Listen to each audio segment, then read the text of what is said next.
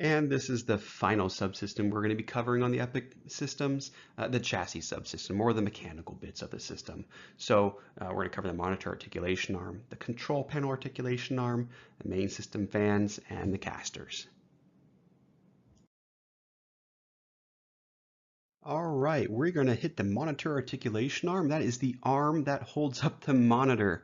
And this one is a bit of a doozy. So you're going to see that we're not looking at the arm right now to get to it. Yeah, we got to remove the entire control panel.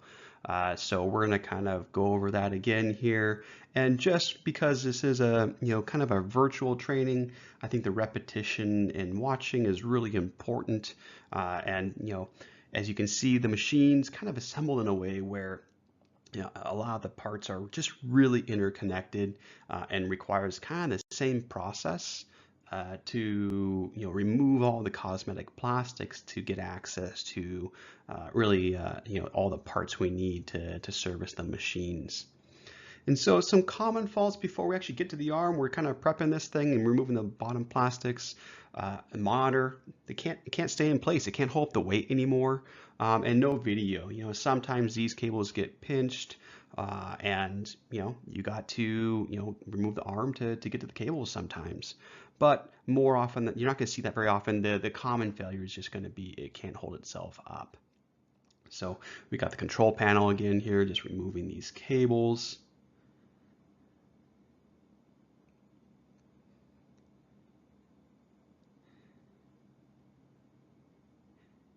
Control panel's off. So now we are at the back of the machine, and you can see that we are now removing even more screws to remove the rear plastic from the bottom to release the upper plastics. Yeah, these machines look beautiful, but it's because they're hiding all the screws underneath where you can't see them. Great design, but a bit cumbersome to reach all the screws during service.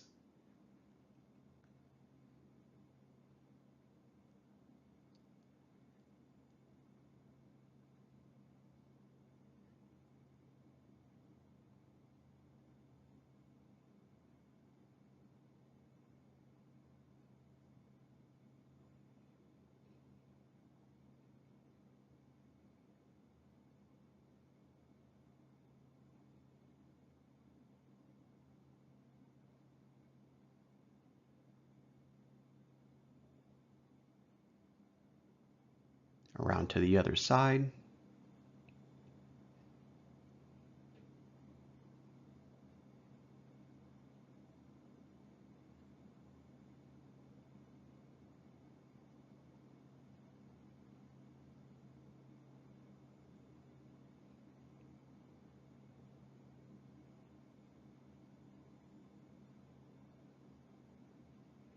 Now we're on top. That gray tray, you can remove that. That is removable to clean, but it also makes it a little bit easier for us just to pull up here, and you can see the two plastic pieces come up together.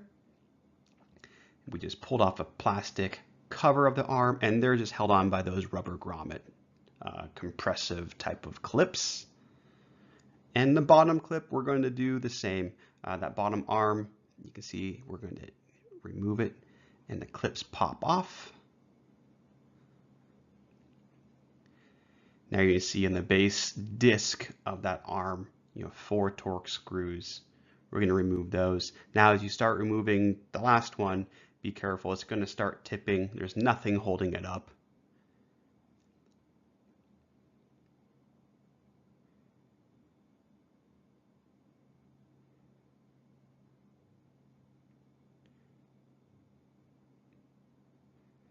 Now that they're out, we're going to dig these cables and we snake them through to remove the whole assembly. So you get the picture here that we just got to be careful with these cables, pull them through, and then voila, the arm is off.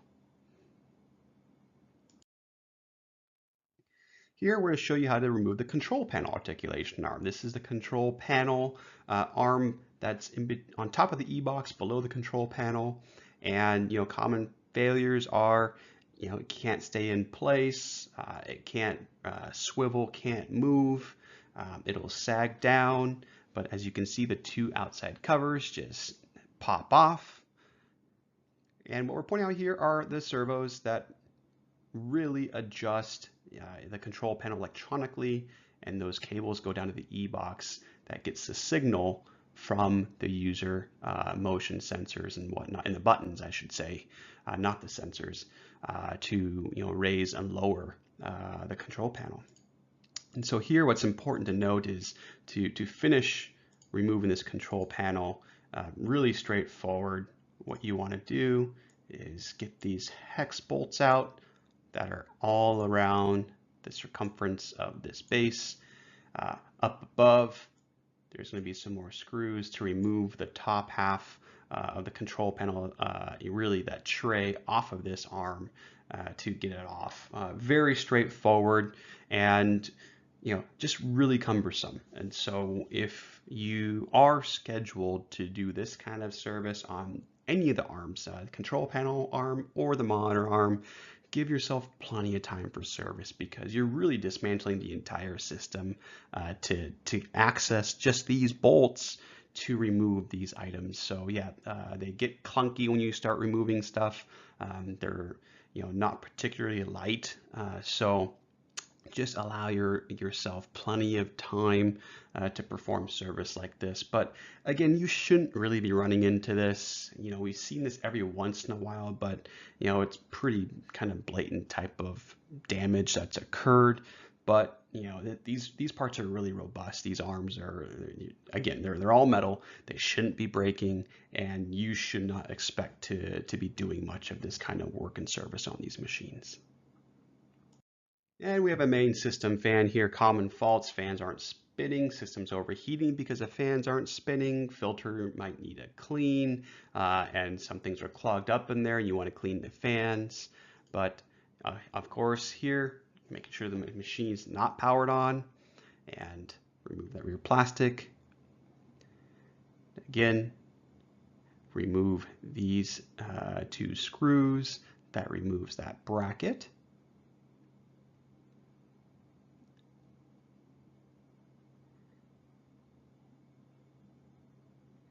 Remove the power module. And essentially, the system fan is at the bottom of the e-box. So you're going to see this for one final time, getting into the e-box, removing it, and then at the bottom of the e-box is the system fans.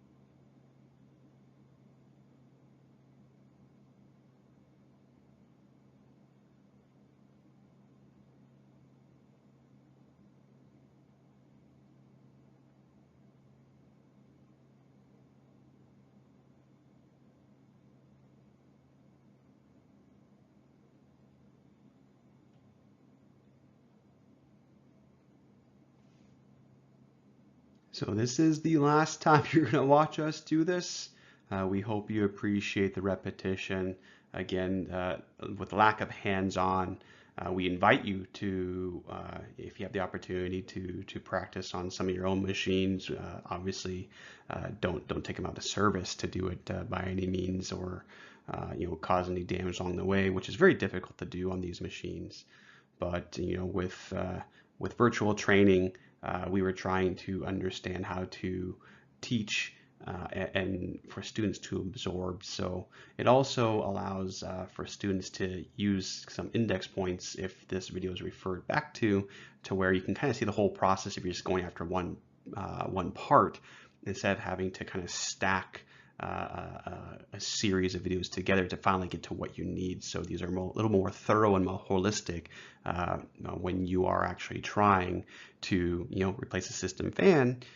You have the whole process to get to the system fan, as opposed to going to maybe an e-box or acquisition module and then getting to here.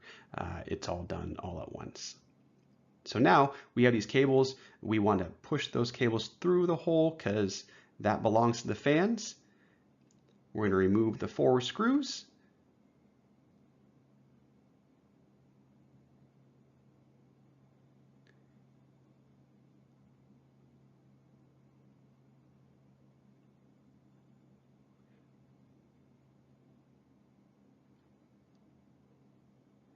And that will be the removal of the system fans. These don't fail very often, but when they do, not too bad. Pretty straightforward.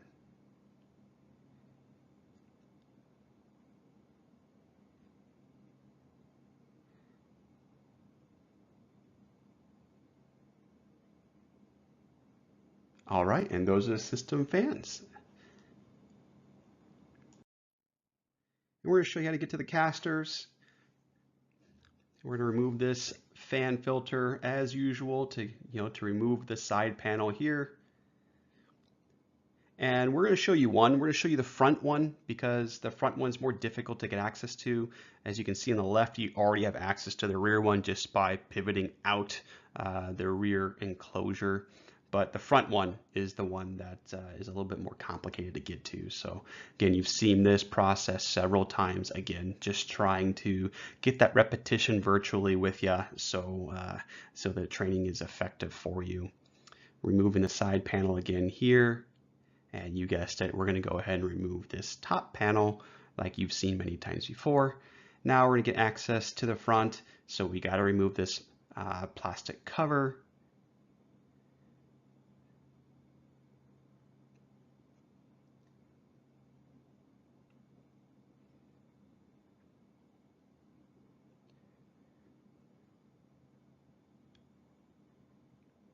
Onto the right side.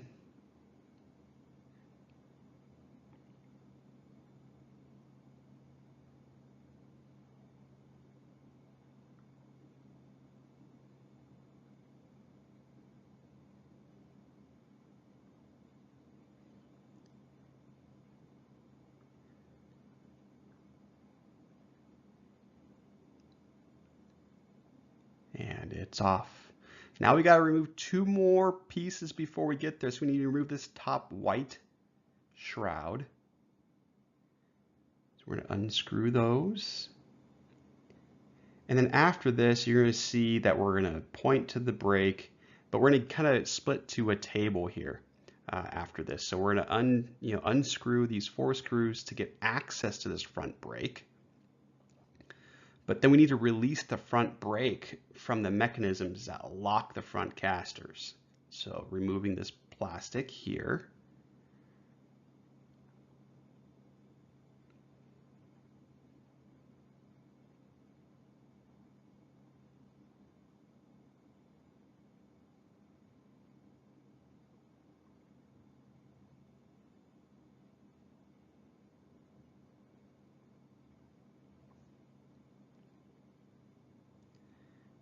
Comes right out.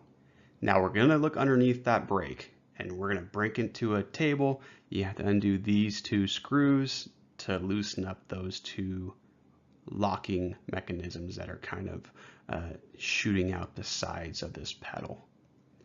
So you can do that on the machine. Now that exposes this one bolt.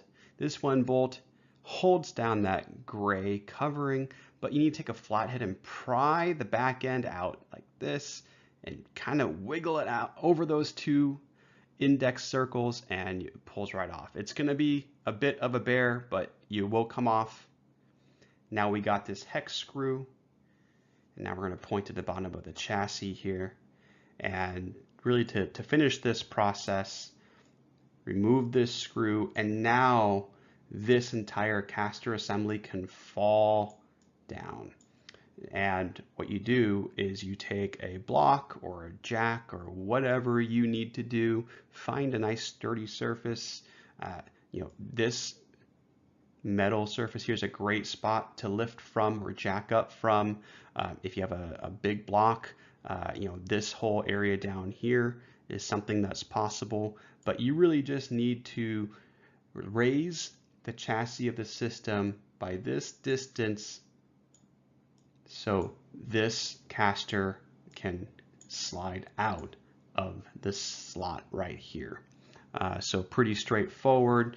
That was a more difficult one. The one in the rear here is already exposed for you back here, but just want to show you the more complicated one and just reverse the process to install a new caster and put the machine back together.